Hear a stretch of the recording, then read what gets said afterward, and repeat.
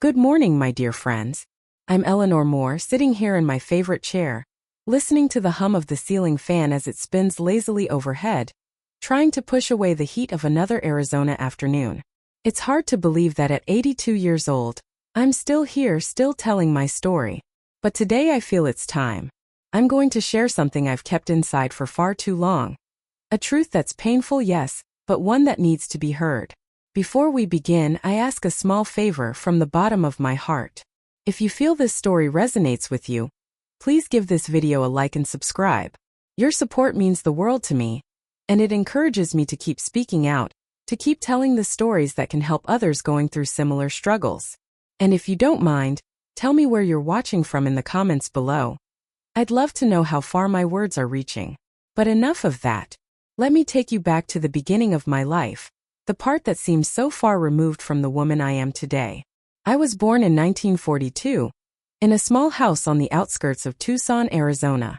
A simple house, but one filled with love. My father, a hard-working mechanic, and my mother, who sewed and took in laundry for extra money, were my first teachers. They taught me that there was pride in work, no matter how small the job was, and that the greatest treasure we could have was a home built on love and care. Back then, family was everything. Or so I thought. Like many of you, I grew up believing that home was where the heart was, where we were supposed to feel safe. My parents showed me every day the sacrifices they made to ensure we had food on the table and a roof over our heads. I didn't always understand the sacrifices, how hard they worked, how much they gave, and how little they asked for in return. But I understood one thing. Home was supposed to be the place where you were loved and protected, no matter what the world outside looked like. I remember those early years clearly, full of so much warmth, so much love. And then I met William. He was 19 and I was 18 when we met at a 4th of July picnic in 1961. He was playing the fiddle, and I couldn't help but be drawn to the way his fingers moved over the strings, effortlessly creating music that seemed to fill the air. It was as if the whole world was dancing to his tunes. We talked briefly, and before I knew it, he was walking me home. And I felt something stir inside me. Something deep and undeniable. I never imagined that this man, this musician with a quiet smile, would become the love of my life. We married 6 months later. It was a simple ceremony at First Baptist Church, with just our families and a handful of friends. William worked as a carpenter, creating beautiful furniture with his skilled hands. We saved and sacrificed little by little, until we could afford a small plot of land. And there, with our own hands, we built a modest home. It wasn't much, but it was ours. Brick by brick, we created a life together. One that was simple but full of love. In those early years, life was hard, but we had each other. We had our children, Alex, Chloe, and Liam, and we taught them the same values we were raised with. We didn't have much money, but we had a home filled with laughter, the scent of fresh bread baking, and the sound of William's fiddle playing softly in the background. Every meal, every moment, felt like a blessing, and we made sure our children never went without. But somewhere along the way, things began to change. As the years went by, we weren't just building a home, we were building something much bigger. Or at least that's what we thought. Life had a way of throwing curveballs at us, didn't it? One minute you're happy, planning for the future, and the next, everything comes crashing down, leaving you scrambling to pick up the pieces. But this isn't just my story. It's a story about every one of us who believes in the idea of safety, in the idea of home being the place where we can finally rest, where we are truly loved. It's a story about the lies we sometimes tell ourselves, the lie that we are always safe in the one place that should protect us the most. I learned that the hard way. The very place I thought would always be my sanctuary, my home, became the place where I faced betrayal. And I know I'm not alone. Many of you, like me, have put your trust in the people you love the most, only to be hurt by them in ways you never thought possible. But this story isn't just about pain. No, it's about survival. It's about standing tall when everything seems to be falling apart around you.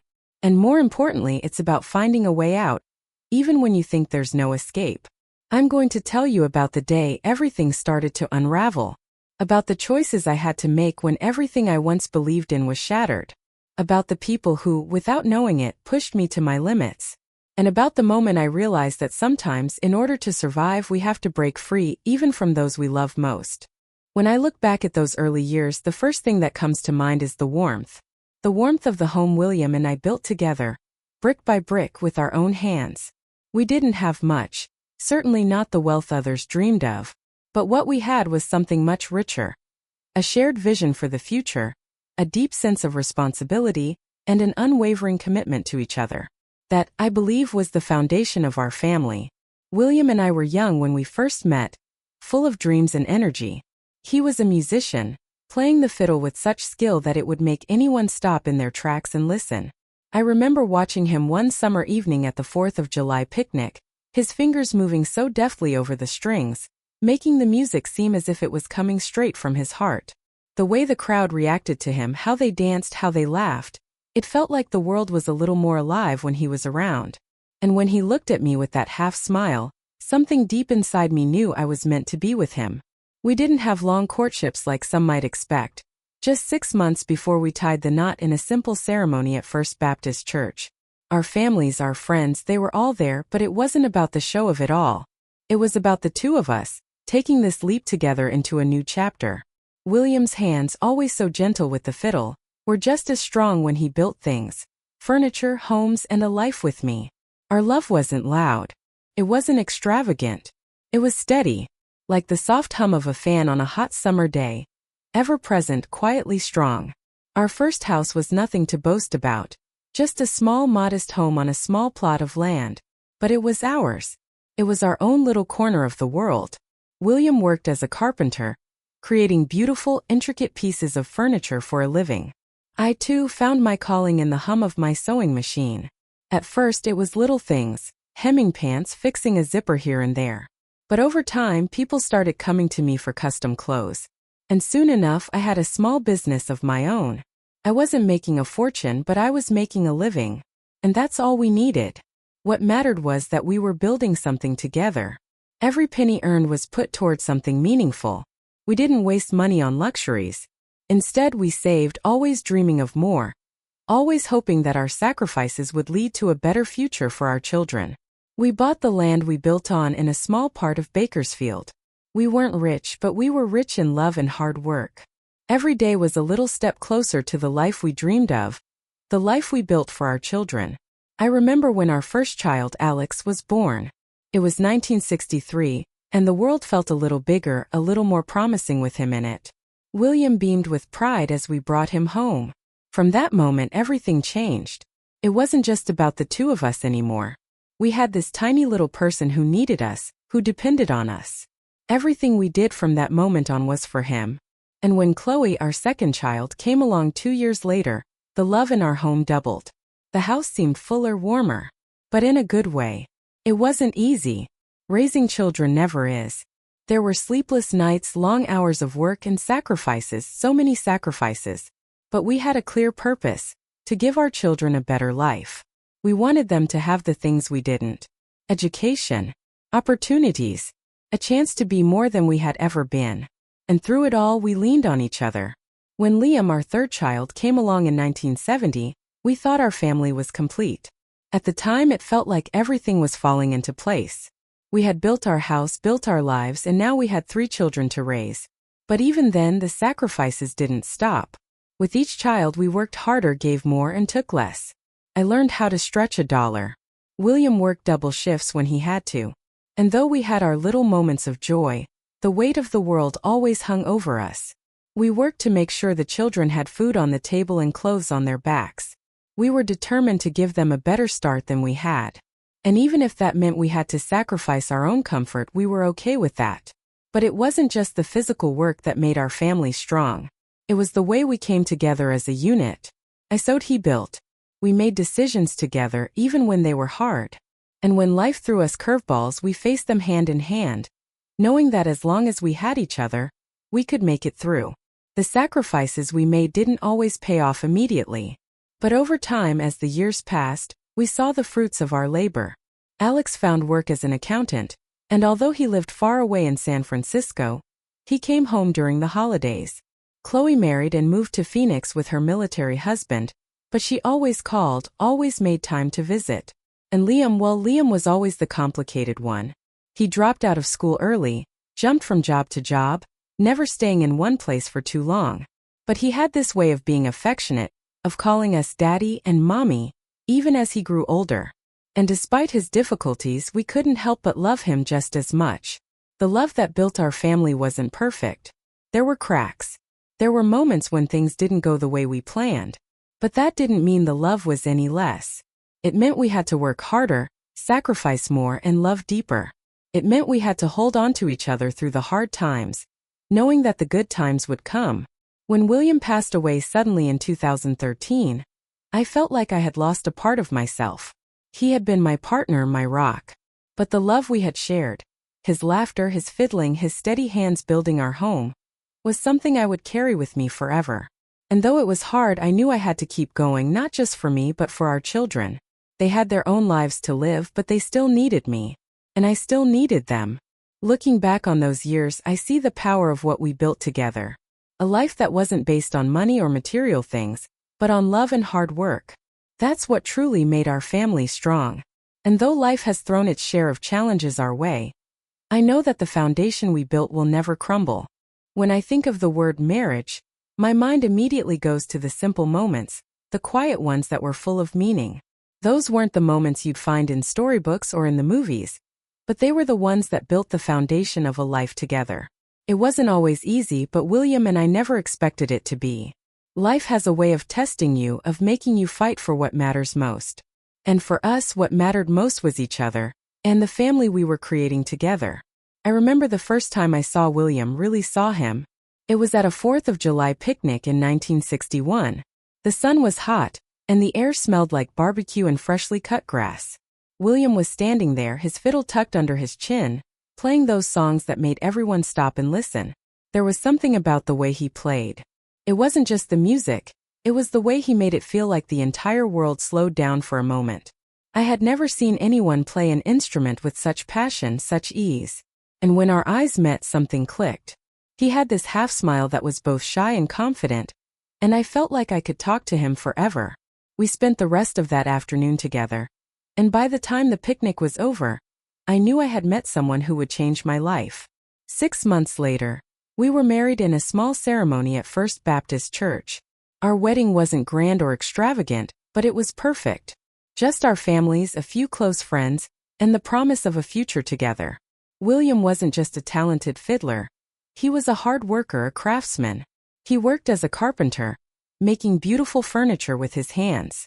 Every piece of furniture he created had a piece of his heart in it. His attention to detail, the love he poured into his work, it was the same love he poured into our marriage. William had this quiet strength about him, a steadiness that balanced me out. I, on the other hand, was determined and full of energy. I wanted to build a life, create something lasting, just like we were building our home together. We started small. We didn't have much when we first married. I sewed clothes for a living, simple repairs at first, hemming pants, fixing zippers, but it didn't take long before people in town started coming to me for custom pieces. And soon I was known for my wedding dresses. That was something special, something that felt like it carried a little piece of each bride's story. Meanwhile, William worked tirelessly as a carpenter, creating custom furniture for the people in our small town. We saved every penny, and little by little we made a life for ourselves. Building a house was no easy feat, though. We didn't hire a contractor, we built it ourselves. It was just the two of us, William with his carpenter's tools and me with my sewing machine, but we managed. We found a small plot of land, and William and I spent weekends after work laying the foundation, putting up walls, hammering in the nails. It wasn't the kind of glamorous project you see on HGTV, but it was ours. We were building our dreams one brick at a time.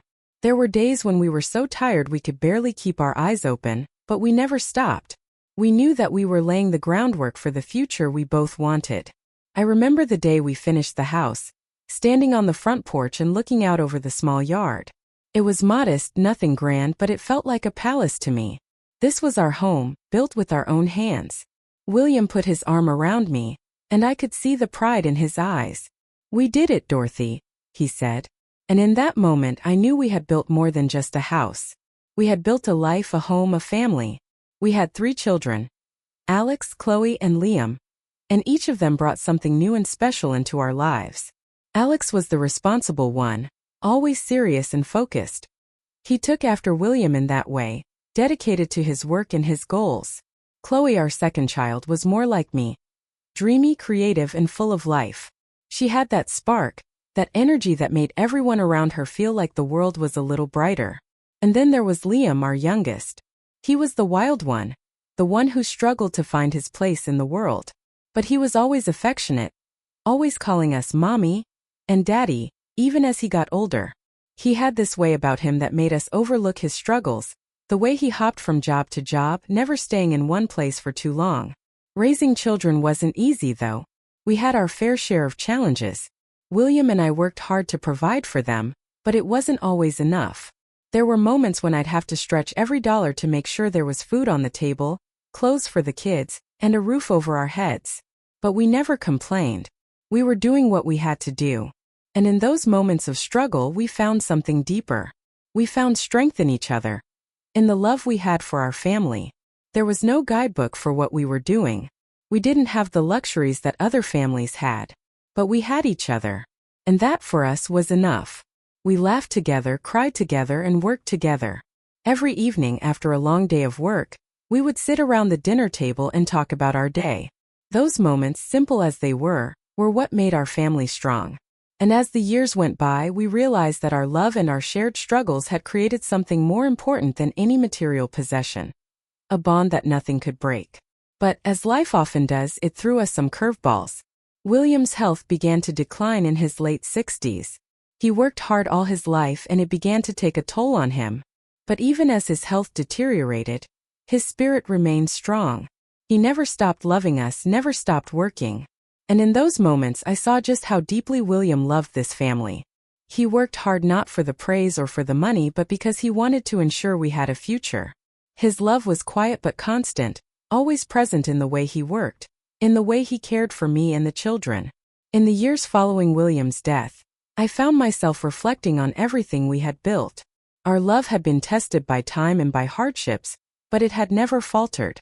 It was the kind of love that didn't need grand gestures. It was in the quiet moments, in the way we worked side by side, in the sacrifices we made for each other. William's legacy, his love, lives on in our family, in the home we built together, and in the lessons we passed down to our children. Looking back, I see how those years of struggle were not just about survival. They were about growth. They were about love. They were about building a life together brick by brick, no matter how hard it got. And even now, as I sit here and look back on everything, I can say with certainty that it was all worth it. The struggles, the sacrifices, the hard work, they built something lasting. They built our family. It's strange, isn't it?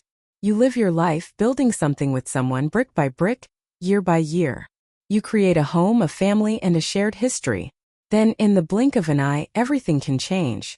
I never thought I'd be sitting here in this quiet room, telling you about the day I lost William, the love of my life, my rock.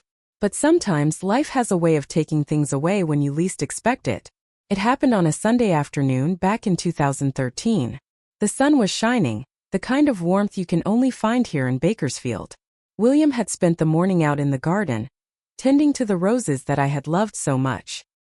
He'd always had a special touch with plants, just as he did with everything he set his hands to. I remember watching him from the window, his strong hands carefully pruning the bushes, making sure each one was in its place. We had been married for almost 50 years, and that afternoon felt just like so many others. Ordinary, comfortable, safe. William came inside smiling as he always did. When the work was done, he kissed me on the cheek, telling me he was going to take a nap on the porch swing. "Come on out and join me later," he said, his voice still warm with that familiar kindness. I waved him off with a smile. I was busy in the kitchen making his favorite cornbread, a recipe I had learned from my mother, a recipe that always brought comfort on days like these. It was a small thing, but it was one of those simple acts of love that had filled our days together. As the afternoon wore on, I noticed the house was quieter than usual. William hadn't come back inside for his coffee. First, I didn't think much of it. He had worked hard that morning, and maybe he just wanted to enjoy the quiet of the porch. But then something tugged at my gut. A strange feeling. A sense of unease that I couldn't quite shake off. I decided to go out and check on him. When I opened the back door, I found him slumped over on the porch swing, still and lifeless. My heart stopped for a moment. I remember feeling like the world had tilted, like the ground beneath my feet had disappeared. I rushed to his side, shaking him, calling his name. There was no response. I could feel the panic rising in my chest, my breath catching in my throat. I don't remember much after that, only the frantic calls to the hospital, the ambulance that arrived too late, the doctors who tried their best but couldn't bring him back. The world seemed to stop, and all I could hear in my head was the sound of my own heartbeat, pounding in my ears. William was gone. Just like that. The shock of it hit me like a freight train. One moment I was talking about our plans for the future, the next I was standing alone in a house that felt emptier than it ever had. I couldn't wrap my mind around it. William had always been healthy. He was strong, sturdy, the kind of man who worked from dawn until dusk without complaint. A heart attack. That's what they said. A sudden massive heart attack. Seemed so unfair. Life had been kind to us, and yet, just as we were beginning to enjoy the fruits of our labor, it was over. I remember standing there in the living room, staring at the spot where his chair had always been, where he had sat every evening after dinner. He would always pull that old rocking chair over to the window, his favorite place to sit and watch the sun set over the hills.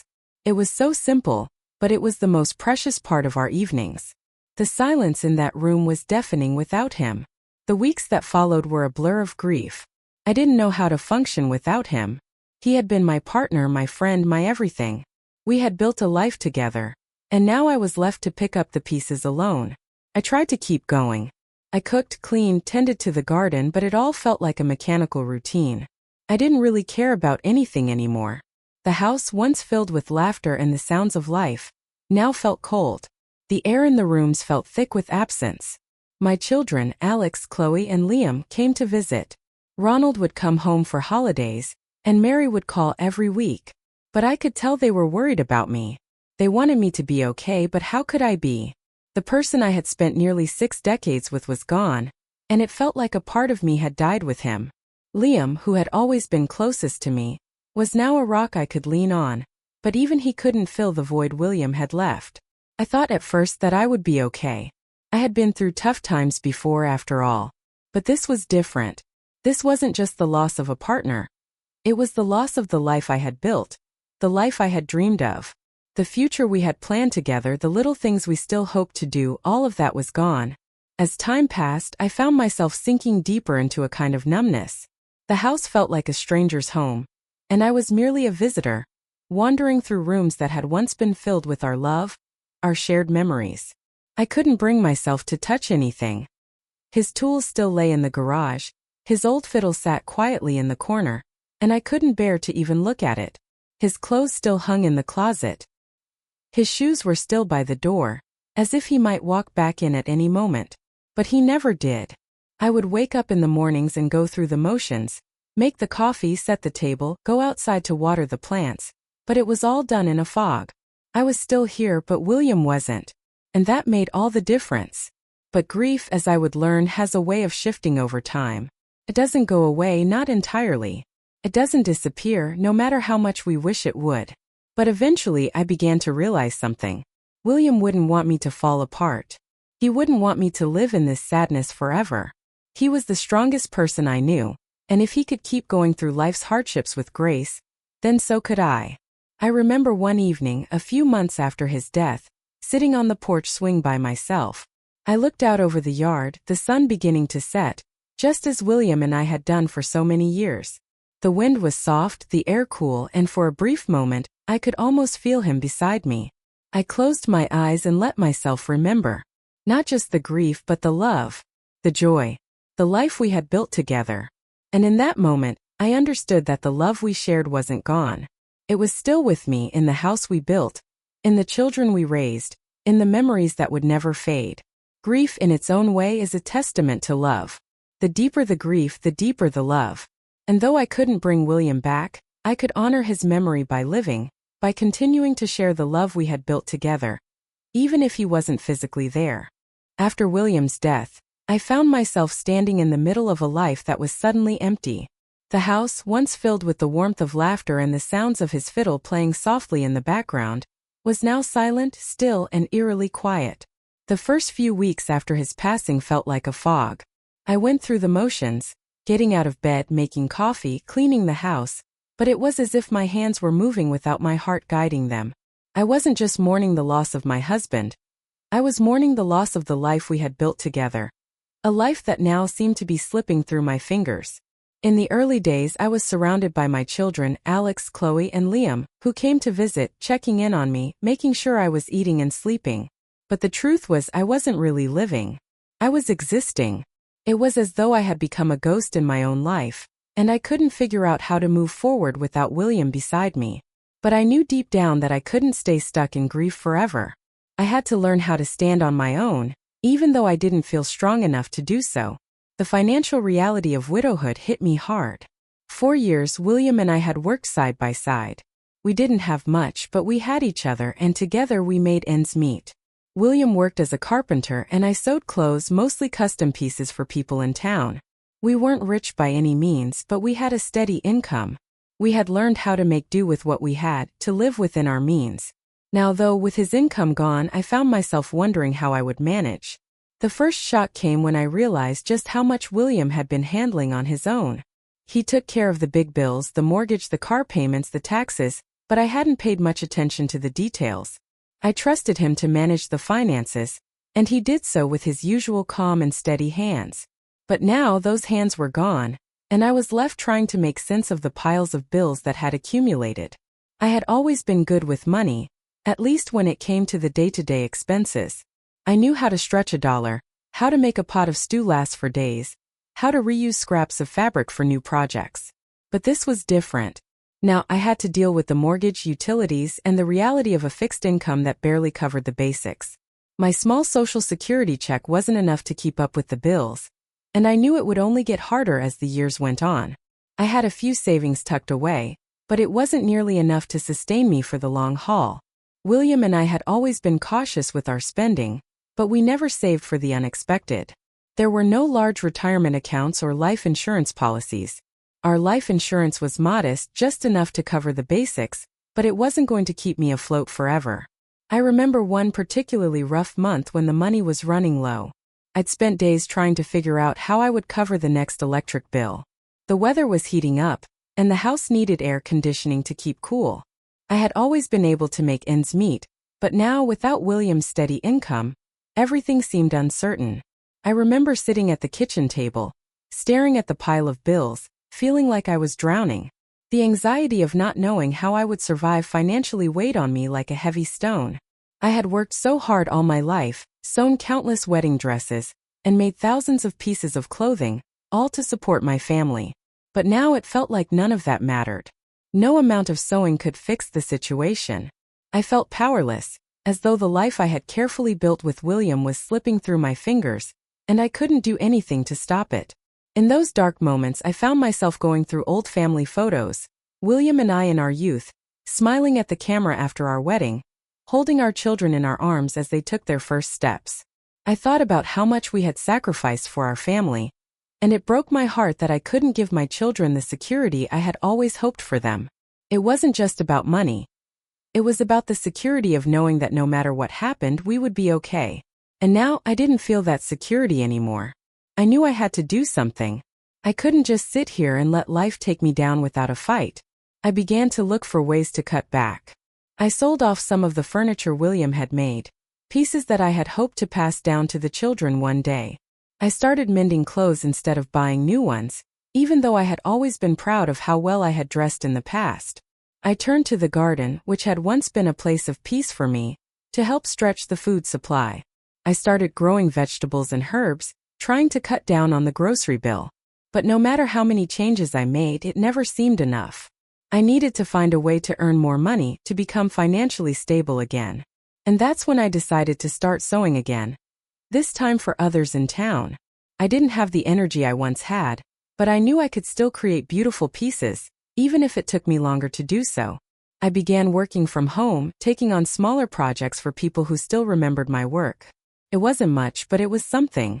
Slowly, I built up a small client base again. It wasn't easy, but it helped keep the bills paid. At the same time, I also began reaching out to my children for help. It wasn't easy for me to admit that I needed their support, but I was beginning to realize that I couldn't do it all on my own. Alex, who lived in San Francisco, offered to send money when he could. Chloe in Phoenix offered to help cover some of the bills. Liam, who lived nearby, was more reluctant at first but eventually agreed to help with groceries and other small expenses.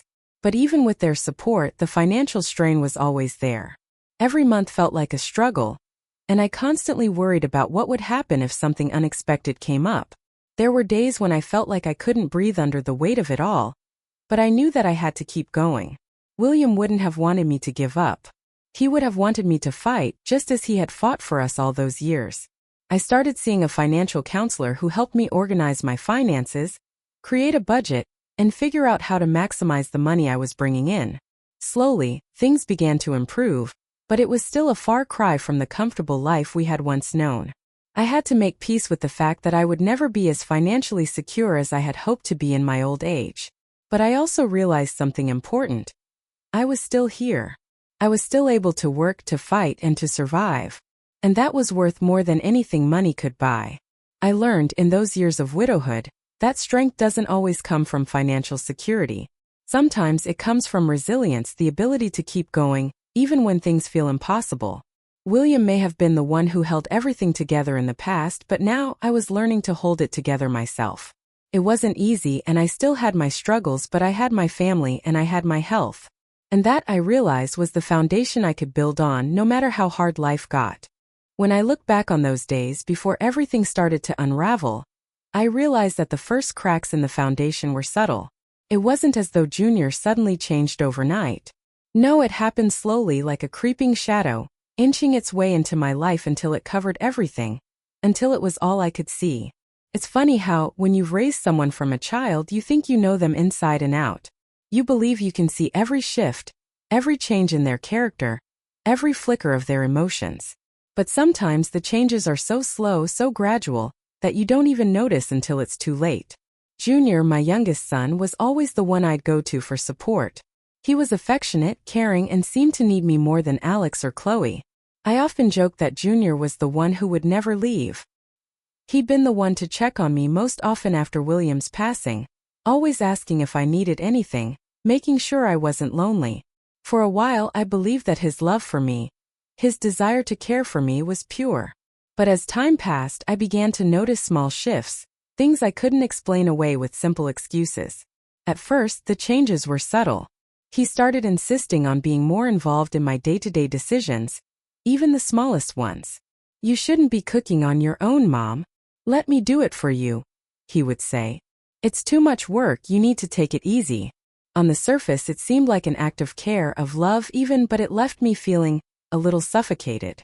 I had always prided myself on my independence. I had learned early in life that I could handle things on my own. But Junior's insistence felt different. It wasn't just about helping, it was about taking over. And it didn't stop there.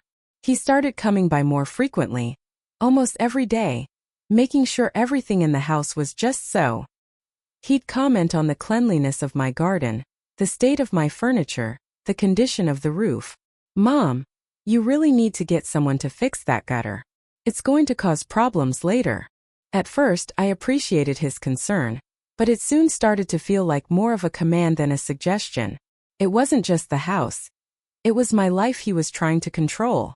He would show up unexpectedly, interrupting my plans, telling me what I could and couldn't do. One afternoon, I had made plans to visit Mrs. Jenkins, my neighbor, to catch up over coffee. I hadn't seen her in a few days and I missed our little chats. But Junior showed up at the last minute, just as I was getting ready to leave. "Where are you going, Mom?" he asked, his tone casual but with a certain edge to it that made me hesitate. I explained, but he immediately offered an alternative. "It's too hot to be outside. You should stay in, let me take care of things here." I told him I needed to get out, that it was important to me to see Mrs. Jenkins. After all, she had been such a dear friend for years. He looked at me, and I saw the flicker of irritation in his eyes, quickly masked by a forced smile. "You can go, but make sure you come back before dark. I'll be worried if you're out too long," he said. I agreed, trying to brush off the discomfort I felt, but deep down I knew something wasn't right. He was starting to treat me like a child, someone who needed constant supervision. The tipping point, however, came a few weeks later. Junior and Natalie, his wife, had always been the ones to help me with chores around the house, but their help was starting to feel more like an imposition. It was as if they had taken over the house and, by extension, my life. The final straw came when Junior suggested that I downsize. "I think it's time for you to let go of the house, Mom," he said one evening, casually sitting down at the kitchen table like he was talking about rearranging the furniture. "It's too big for just you now. Plus, you're getting older, and it's becoming a lot for you to maintain." At first, I thought I'd misunderstood him, but as he continued, it became clear that he was serious. "We can sell it and you can move in with us. It would be easier. You won't have to worry about the upkeep and we can all live together. It's just a suggestion, but it makes sense, don't you think?" I was stunned. The house William and I had built together. Our dreams, our blood, sweat, and tears. All of that was now something to be discarded? Didn't seem right. The house wasn't just a building. It was the place where I raised my children, where we celebrated every birthday, every holiday, every simple moment of joy. It was the last connection I had to William. It wasn't just too big. It was home. "No, Junior," I replied, my voice firm despite the shock. "This house isn't going anywhere. It's mine. I want to stay here." But Junior didn't let up. "It's just a formality, Mom. Nothing changes. It's all about practicality. You'll be taken care of, and we'll make sure everything's easier for you. You won't have to worry about anything." It was at that moment that I realized the true extent of what was happening. This wasn't about care. It wasn't about me being too old to handle things on my own. It was about control. Junior was slowly but surely trying to take everything away from me. The home I had built, my independence, my dignity. He was using his concern for me as a way to manipulate the situation, to make me feel weak, to make me question my own ability to manage my life. And what made it worse was that Natalie, his wife, was complicit in this. She smiled at me with that sweet, seemingly innocent smile, but her words spoke louder. "We just want what's best for you, Dorothy. It's not about money, it's about family," she said. But the more I heard them talk, the more it felt like I was being suffocated, like they were putting me into a box where I couldn't escape. And then the worst part, the part that made everything clear, came. Junior suggested that I sign the house over to him. "It's just a formality, Mom. You'll still have your own space, but it'll be in my name. That way I can help you with everything. Taxes, repairs, everything." The way he said it, the confidence in his voice, made me realize that this wasn't a conversation between mother and son anymore. It was a transaction. He was turning my home into a bargaining chip. I didn't know what to do. I had worked my entire life to create something that would provide for my children and their future. Now, it seemed as though Junior saw it as nothing more than a means to an end. The tension between us grew, and with every passing day, I felt more and more like a guest in my own life. And that's when I knew I had to fight back. This wasn't just about the house. This was about my future, my identity, and my right to live on my terms. I wasn't going to let Junior take everything from me, no matter how much he tried to disguise it as care. I had built this life, and I wasn't going to let him tear it apart without a fight. It's strange how betrayal often comes quietly. It doesn't announce itself with loud words or dramatic actions, but instead it sneaks in small, almost imperceptible changes, like the faintest shift in the wind that you can't quite place, but you know something's different. That's how it started for me. At first, Junior's behavior was subtle, small comments here and there, little gestures that seemed like they were coming from a place of care. But as the days passed, I began to realize that the love I had once felt from my son was being replaced by something else. Something darker. I had always been close to Junior. He was the one who would sit by me on the porch and talk about life, about his plans, about his hopes and dreams. He was affectionate, always calling me Mommy, well into his 20s, and it made me feel that we shared something special. He had always been the one to check in on me, to make sure I wasn't lonely after William passed. He'd visit more often than Alex and Chloe, bringing little things, flowers from the garden, his favorite homemade cookies, sometimes even a book to share. I thought nothing of it. After all, it felt good to be needed. I was content with that. But slowly over time his visits became more frequent. And not in the same loving, concerned way I had grown accustomed to. There was something different about the way he spoke to me now. I first noticed it one Saturday morning. I had been feeling a little off, so I decided to stay in bed a little longer than usual. Junior knocked on my bedroom door, his voice louder than normal. "Mom, get up. You've been in bed all morning. What's wrong with you?" His words stung more than I expected. It wasn't the gentle, concerned tone I was used to hearing. It was almost as though he was annoyed by my simple need for rest. I tried to explain, but Junior wasn't having it. "I know you're tired, but you have to do something with yourself. You can't just sit around all day. You're getting old and we don't have time for this. We need you to be more active." The words hit me like a slap in the face. I had never been one to shy away from hard work, but something in his tone made me feel small, insignificant. It wasn't the love-filled reprimands of a son trying to take care of his mother. It felt more like an order from someone who thought they knew better than I did. At first, I brushed it off, thinking it was just one of those moments. You know, when people are stressed and say things they don't mean. But as time went on, this new attitude became more pronounced. Junior started dictating what I could do and where I could go. I had always enjoyed my walks in the park, a small piece of peace I carved out for myself, but now when I mentioned wanting to go out, he would frown. "Mom, it's too hot outside. Why don't you stay in and rest?" he would say, his tone far too controlling for my liking. "Let me take care of it. I'll handle things around here." It was always something like that. Always insisting on doing things for me, even when I was perfectly capable of handling them myself. And it wasn't just about taking care of chores. It was about taking over my life, bit by bit, making sure I didn't have to make any decisions on my own. One day, I asked him if he could help me with something simple, just a minor repair to the kitchen sink. I wasn't feeling well that day and didn't want to tackle it on my own. He agreed, but then I saw the way he handled it, snapping at me when I offered a suggestion, brushing my concerns aside as if they didn't matter. "Mom, just leave it to me. I know what I'm doing," he snapped, not realizing how much that hurt. I didn't need to be treated like an incapable old woman. I had managed this house for years with William, and I had always been capable of handling repairs, small tasks, and even the bigger ones. It wasn't just about fixing the sink. It was about fixing my place in the house, making me feel like I was no longer in charge. I began to feel a shift in the way he looked at me, too. There was no longer the warm affection in his eyes when he spoke to me. Instead, I started seeing something colder. A look of control. Of ownership. First, I thought I was imagining it. But as time went on, the signs became undeniable. The subtle gestures turned into something more forceful, more manipulative. He began to expect things from me, things that were never asked before. He started making decisions about my health, my care, and even my finances without consulting me. It wasn't long before Junior began making comments about the house. Our house. The place that William and I had built together. The place that held all our memories. He started suggesting that it was too much for me, that I should sell it. "It's just a house, Mom," he would say, as if the walls that held decades of memories could be brushed off so easily. "You don't need all this space.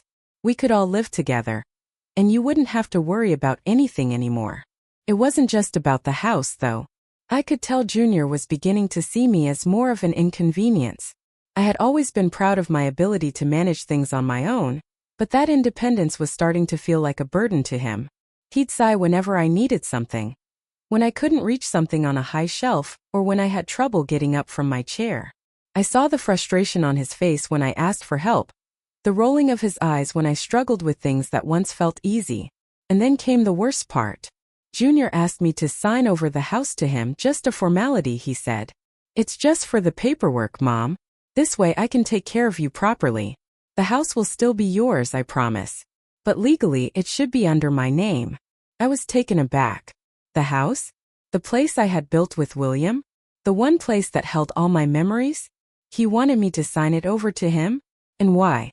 Because I needed help? Or because he saw it as a way to gain control over me and my life? It was clear to me now. Junior wasn't offering help. He wasn't trying to take care of me out of love or concern. No, this was about control. This was about taking away the last shred of my independence, the last piece of the life William and I had fought so hard to build. The real betrayal, I realized, wasn't just in the actions of Junior, but in the way he had made me feel, like I was no longer worthy of the love and respect I had once given so freely. He didn't see me as his mother anymore.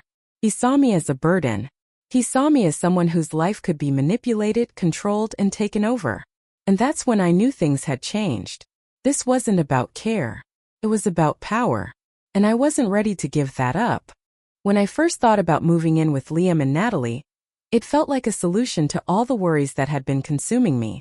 After months of tension and subtle manipulation from Junior, the idea of having my youngest son nearby again, the one who had always been the most attached to me, seemed like a lifeline. He had always been kind, gentle even, and I believed, perhaps naively, that moving in with him and his wife would bring the safety, warmth, and security I had been missing. After all, they had promised to take care of me, to make sure I wasn't alone. Seemed like the right choice at the time. Liam had always been my sweet boy. Sure, he had his struggles. He bounced from job to job, never quite finding his footing the way Alex and Chloe had. But he had a good heart. He was the one who would always call to check in on me, the one who would sit with me on the porch when I felt lonely. When William passed, Liam was there, making sure I didn't feel abandoned. He seemed to understand my grief more than anyone else, offering comfort with his quiet presence. So when Liam and Natalie suggested that I move in with them, I didn't hesitate too much. They lived just a few miles away, and their home was cozy and comfortable. The idea of having someone around to take care of me, especially with the growing difficulty I had in managing everything on my own, felt like a relief. It seemed like a temporary solution, a chance to heal, to regain some balance. But looking back, I realize now that I was walking into an illusion of safety. It wasn't long after I moved in that the dynamics began to change. At first, it was everything I had hoped for. Liam would make sure I had everything I needed, from my medicine to meals. Natalie, despite her busy schedule, would check in on me, bringing me little treats and offering to help me with things around the house. They set up a small space for me in the guest room, decorated with flowers and soft blankets, making sure I felt comfortable. On the surface, it seemed perfect. I spent my days in their home much like I had spent my days in my own, tending to my plants, sitting by the window, and reading. But the more time I spent there, the more I began to notice subtle changes in the way I was treated. It started with little things: Natalie's forced smiles, the way she would barely acknowledge me when I came into the kitchen. At first, I thought maybe I was imagining things, that I was being too sensitive. After all, it was an adjustment for all of us. But then it became clear. There was a shift happening, a shift that started with Natalie and eventually Liam too. There were moments when I would ask for something as simple as a cup of tea, and I could feel the irritation in Natalie's voice when she would respond. "You can make it yourself, can't you?" she'd say with a tight smile, her tone cold and clipped. It wasn't the kindness I had come to expect from her when we first moved in. It was as though she was doing me a favor, not out of love but out of obligation. And it wasn't just the tea. It was everything. I would ask for help, and instead of the support I was hoping for, I felt like I was a burden. Liam, who had always been so attentive, started to become distant. He no longer sat with me in the evenings watching TV or chatting about life. Instead, he would retreat to his study or spend time with Natalie, leaving me alone in the guest room. He seemed to be constantly busy, and when I tried to talk to him, it felt as though he was distracted, not really listening. The warmth I had once felt in his presence began to feel more like a polite formality. I began to sense that maybe they saw me as a burden, just like Junior had. The tipping point came one evening when I asked Liam for help with something simple. I had been feeling unwell, my arthritis flaring up, and I needed assistance in getting to the kitchen for dinner. I thought it was a reasonable request, given the circumstances. But when I asked him, his response shocked me. "Mom, you're always asking for something. Can't you do this one thing on your own?" His words were sharp, his tone impatient. I froze in place, taken aback by the coldness in his voice. This wasn't the son I had raised, the one who would never leave me alone when I was sick, the one who cared for me with gentle hands. This was someone else. I tried to excuse his behavior, telling myself that it was probably just a bad day for him. Maybe he was stressed with work, or maybe Natalie was feeling overwhelmed. But the truth hit me like a ton of bricks. This wasn't just a bad day. This was a pattern. The more I stayed in their home, the more I realized I wasn't the guest they had promised me I'd be. I wasn't the mother they had once cared for so deeply. I was a problem, a nuisance, something to be dealt with rather than loved. I was no longer the matriarch of the family, the one who held everything together. I had become a burden, It wasn't just the way Liam and Natalie treated me. It was the way they treated the house, too. The place that had once been my sanctuary, my space to feel at peace, was now being rearranged. Not for comfort, but for efficiency. The spare room where I had been staying was cleared out, turned into a space for Petey, their son. And my personal belongings, the few items that had made me feel connected to my past, were packed away into boxes and stored in a corner of the garage out of sight. It was clear to me now. I had moved from one form of control into another.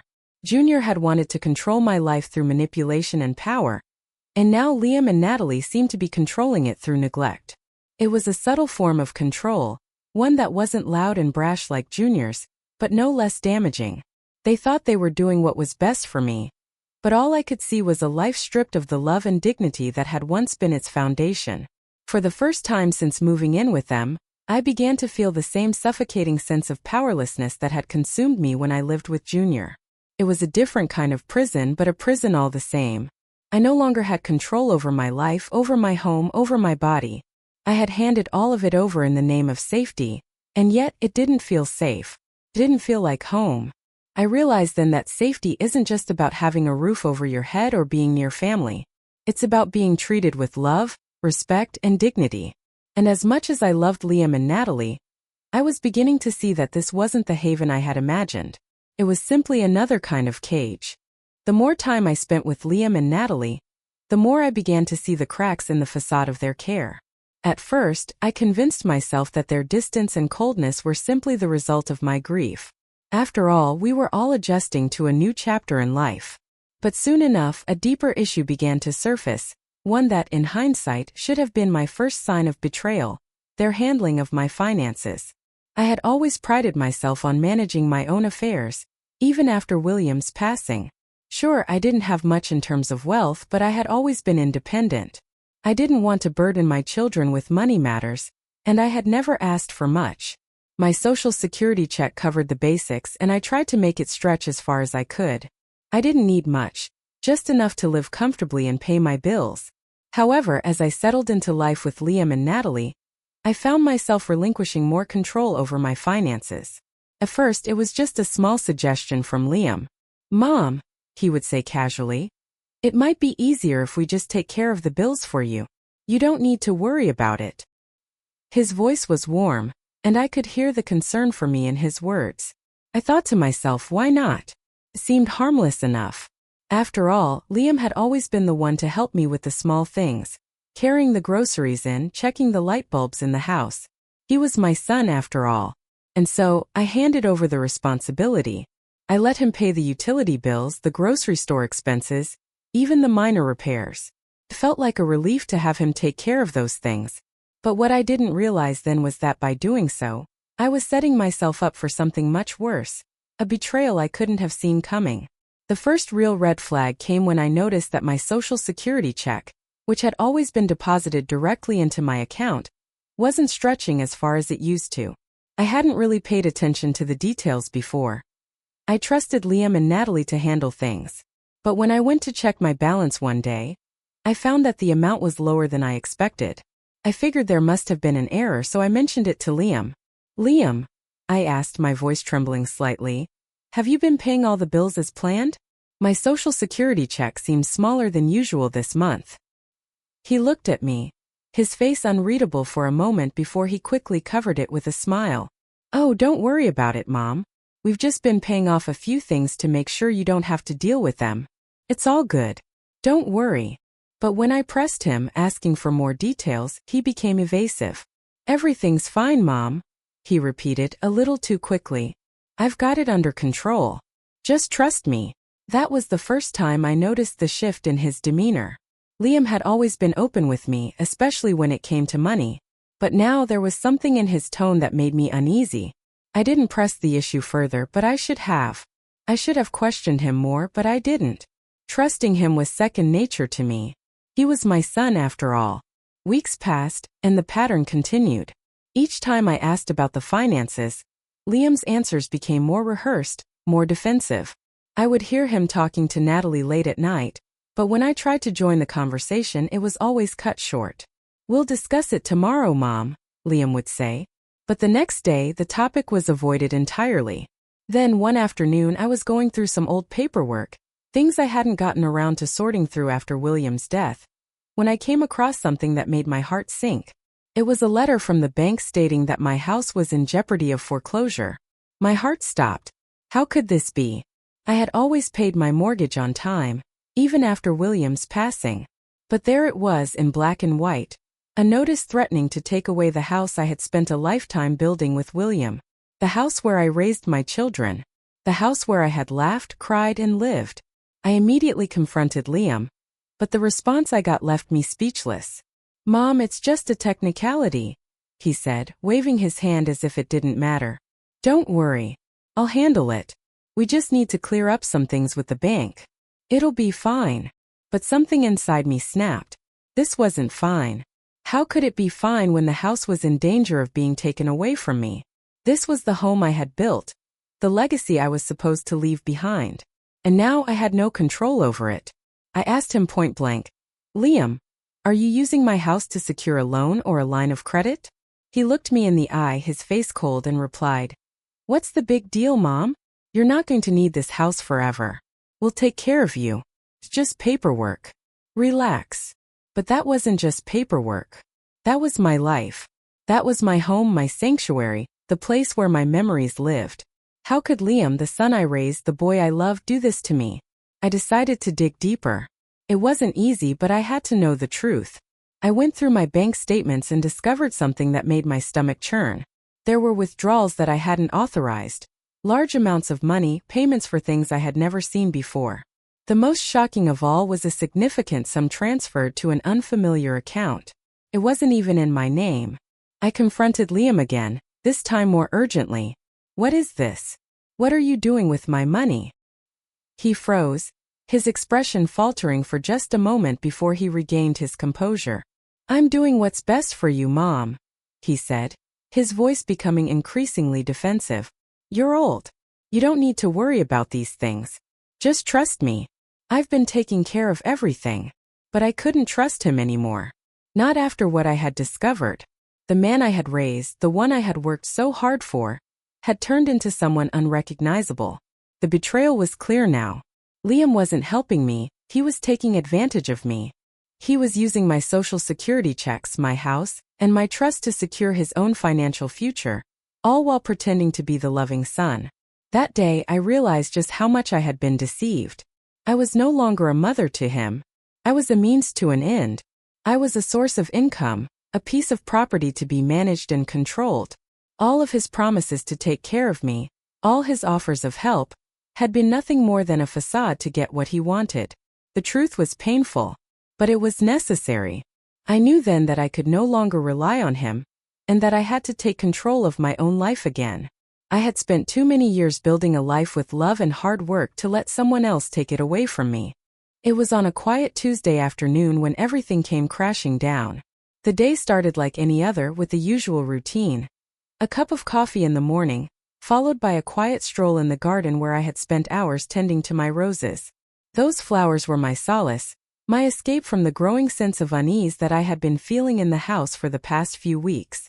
The sun was shining, the birds were singing, but something in my chest felt heavy, like a storm was brewing just out of sight. I had been noticing the changes in Liam's behavior more clearly now. His once warm, affectionate manner had transformed into something cold, distant, and controlling. It wasn't just the financial manipulations, it was the way he treated me in general. He had always been the son who wanted to make sure I was comfortable, who wanted to take care of me after William passed. But now he seemed to be focused on managing every aspect of my life. Every day felt like I was being watched, judged, and controlled by someone who once cared for me deeply. The turning point, as it often does, came in an unexpected moment. I was sitting at the kitchen table one afternoon, going over some old family albums. Liam had always been a fan of old photos, and I loved telling him the stories behind them.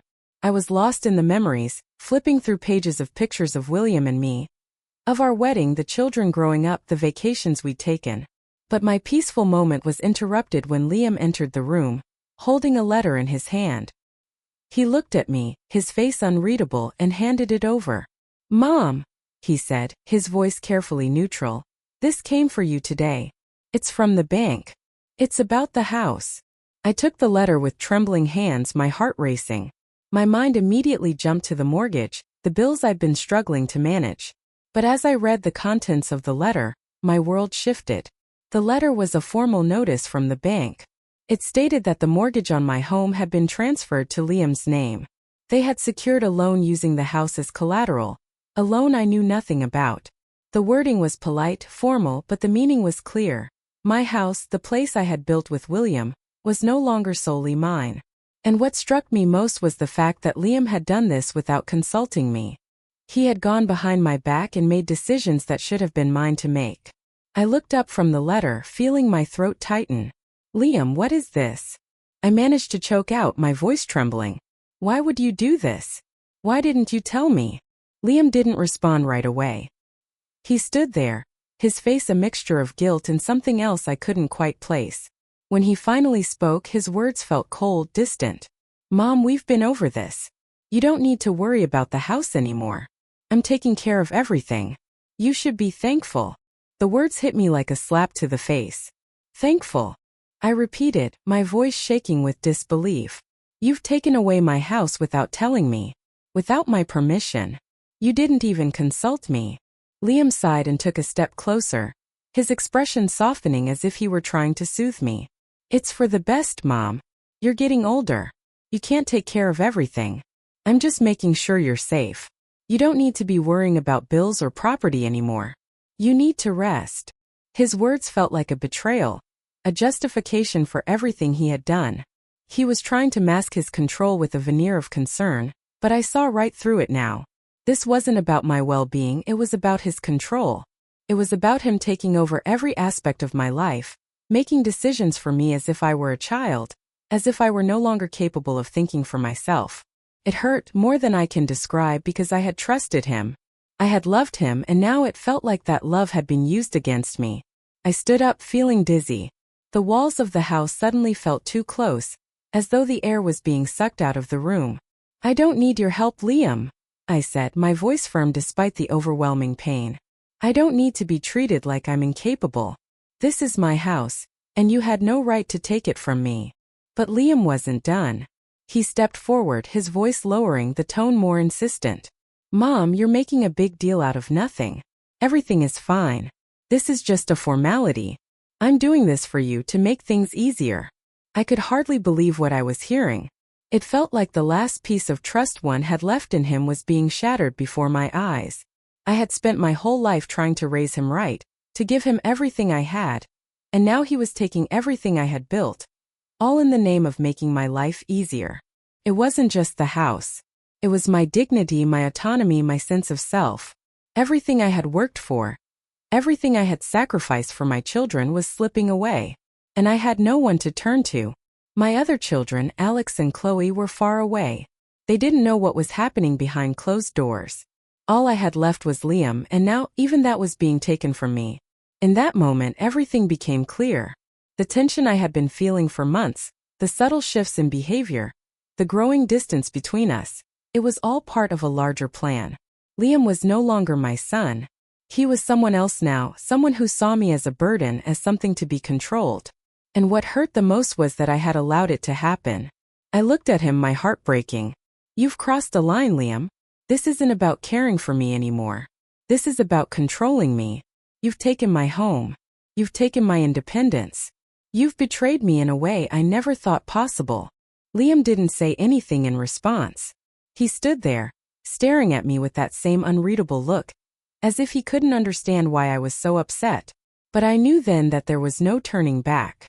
The person I had trusted most in this world had become someone I no longer recognized. And that, I realized, was the moment I had to stand up for myself. I had to take back control not just of the house but of my life. The days that followed Liam's betrayal were some of the darkest I've ever experienced. I could feel the walls closing in on me, suffocating me slowly, as my world became smaller and smaller. At first, I tried to convince myself that I was just overreacting. After all, Liam had always been a good son, hadn't he? But the truth was undeniable now, and it was clear that things had shifted beyond my control.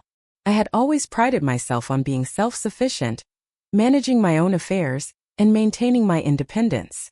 But in that moment I knew I couldn't do it anymore. Not without help. It wasn't just the house. The house I had worked so hard to build with William, that was being taken from me. It was my dignity, my sense of self, my place in the family. The isolation I began to feel was suffocating, and no matter how much I tried to pretend everything was fine, I knew deep down that it wasn't. The little voice in my head, one I had been ignoring for months, was now screaming at me to do something, to take action, to reach out before it was too late. I couldn't talk to Liam anymore. Every time I tried to speak with him about the changes I was seeing in our relationship, every time I voiced a concern or asked a question, he became defensive and dismissive. It was as though my worries, my feelings, no longer mattered to him. Natalie, too, had become distant, and her false politeness began to wear thin. The small kindnesses I had once cherished now seemed like empty gestures, masking the resentment beneath the surface.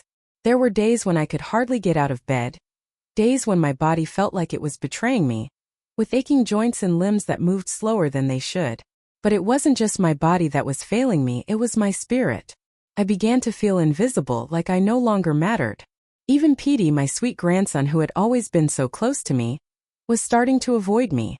I overheard Natalie telling him, "Don't waste too much time with Grandma. She's just getting old and forgetful." Her words stung more than I expected, and I realized with a sinking heart that not only had Liam and Natalie turned their backs on me, but Petey was beginning to follow suit. It was in those moments of isolation and despair that I remembered something important. I wasn't truly alone. There were people outside this house who cared about me. There were people I could turn to, people who could help me, if only I could find the courage to reach out. But the problem was I didn't know where to start. I had always been so careful about keeping things private, especially when it came to family matters. It wasn't easy for me to admit that I was in trouble, that I needed help. The first step came quietly, in the form of a phone call to my oldest son, Alex. I had been putting it off for weeks, terrified of what he might think, of how he might react. Liam had told me so many times that Alex and Chloe were too busy to help, that they didn't need to be bothered with my problems. But something in me snapped, and I dialed Alex's number, praying that he would answer. When he did, his voice was full of warmth and concern, just as I remembered it. "Hey Mom, how's everything going?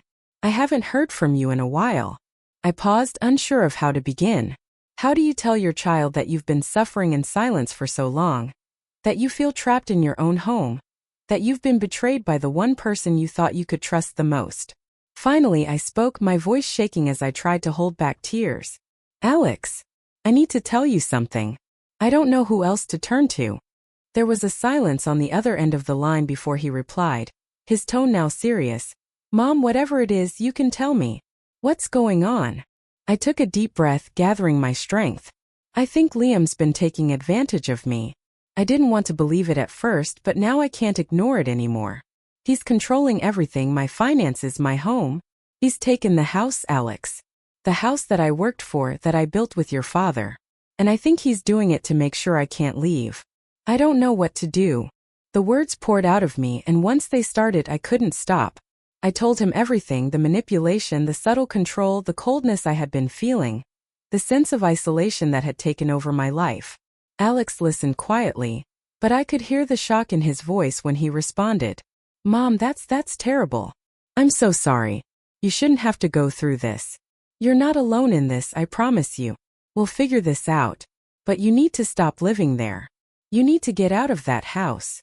The relief that washed over me when I heard his words was overwhelming. I hadn't realized just how much I had been holding in until I finally let it out. It wasn't just about the house or the money. It was about my dignity, my sense of self-worth. I had been so consumed by the idea of protecting my family, of being the strong one, that I had forgotten to protect myself. Alex's words were a lifeline, a reminder that I still had a place in the world beyond the walls of that house. We talked for a while longer, Alex assuring me that he would come to Bakersfield as soon as he could to help me. He told me to stay strong and not make any decisions without consulting him first. But even as I hung up the phone, a part of me wondered if I had waited too long. Had I missed my chance to fight back? Had I let Liam and Natalie take control of my life for too long? The following days felt like a blur. I was filled with a mix of relief and fear. knowing that Alex was on his way, but also terrified of what would happen when Liam found out that I had reached out to my other children. I began to take small steps to prepare for my escape, to plan for the life I had left behind in that house. But even as I made those plans, I knew it wouldn't be easy. Liam wouldn't just let me walk away. He had invested too much in controlling my life to let me go without a fight. I had seen his anger in his eyes too many times, and I knew he would fight tooth and nail to keep me trapped in that house. But no matter what came next, I had taken the first step. I had reached out for help. And that, I realized, was the beginning of reclaiming my life. The power of speaking out, of asking for help, was more powerful than I had ever imagined. And now, for the first time in months, I could finally breathe. The days after I reached out to Alex felt like a turning point in my life. I had spent so many months trapped in a suffocating silence, thinking I had no one to turn to. No one who would believe me, or worse, that no one cared enough to help. But that phone call, hearing my son's voice, offering me support, telling me I wasn't alone, was like a lifeline I didn't even know I needed. And in that moment I realized something that had been missing from my life for too long. My own strength. It wasn't just about finding a way out of the situation I was living in. It was about rediscovering who I was beyond the role of mother, grandmother, and widow. I had always been so focused on taking care of everyone else, on making sure my children had what they needed, on keeping the family together, on making sure Harold's memory lived on through everything I did, that I had forgotten to take care of myself. It was time for me to take back the reins of my life, to stop being the passive recipient of others' decisions, and start making choices for myself again. When Alex arrived in Bakersfield a few days later, I was overwhelmed with emotion. It was a strange mix of relief, gratitude, and fear. I was so grateful to see him, to have his support, but I also knew that the road ahead wouldn't be easy. Liam wasn't going to let go of the control he had over me that easily. But with Alex by my side, I finally felt like I had a fighting chance. We spent hours talking, going over everything that had happened. I had kept so many things to myself for so long, burying the hurt and betrayal deep inside. But now I needed to let it all out. I told Alex about the financial manipulations, about Liam's growing anger and control, about the pain of seeing my son transform into someone I didn't recognize. And as I spoke, I realized something important. I had survived all of it. I had made it this far despite everything they had done to me, despite the isolation and the emotional scars. I had never given up. Alex was furious, of course. He was heartbroken by what his brother had done, but he was also determined to help me reclaim my life. We discussed our options and came up with a plan. Alex contacted a lawyer, someone who specialized in elder abuse cases, to see what could be done about the house and the legal manipulations Liam had put in place. He also started making arrangements for me to move out, to take back control of my own life. But even more than that, Alex helped me rebuild my sense of self-worth. I had spent so long feeling like a burden, like I was nothing more than a source of trouble for everyone around me. But Alex reminded me that I was more than that.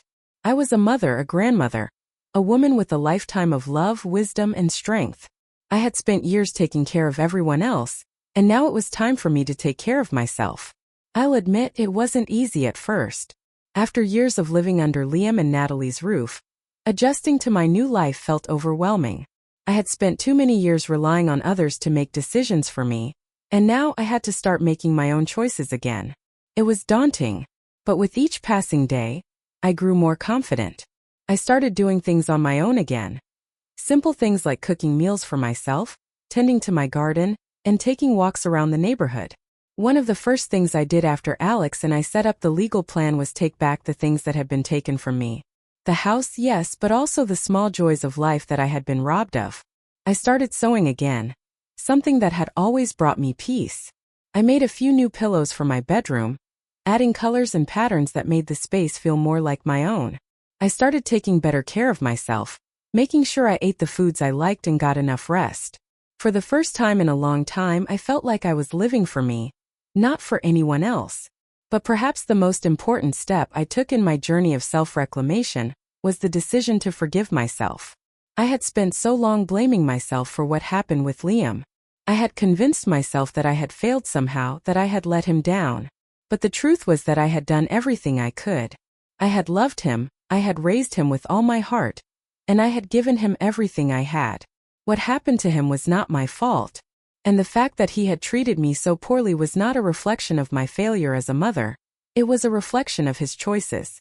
Forgiveness didn't come overnight, and it didn't make the pain go away, but it gave me the peace I needed to move forward. I had carried the burden of guilt for far too long, and it was time to let it go. As the months passed, I started to feel stronger. I was no longer living in fear, no longer walking on eggshells, wondering when the next betrayal would come. I was free, and for the first time in a long time I felt like myself again. The scars from the past would always be there, of course. They were part of me now, part of my story. But I no longer allowed them to define me. I was no longer a victim. I was a survivor.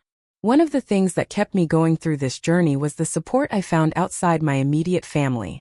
The people I met through my lawyer, the neighbors who checked in on me, and the many women who shared their own stories with me.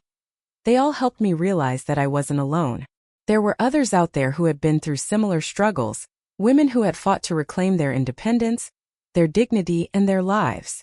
We shared our experiences, and through that I found strength. We all did.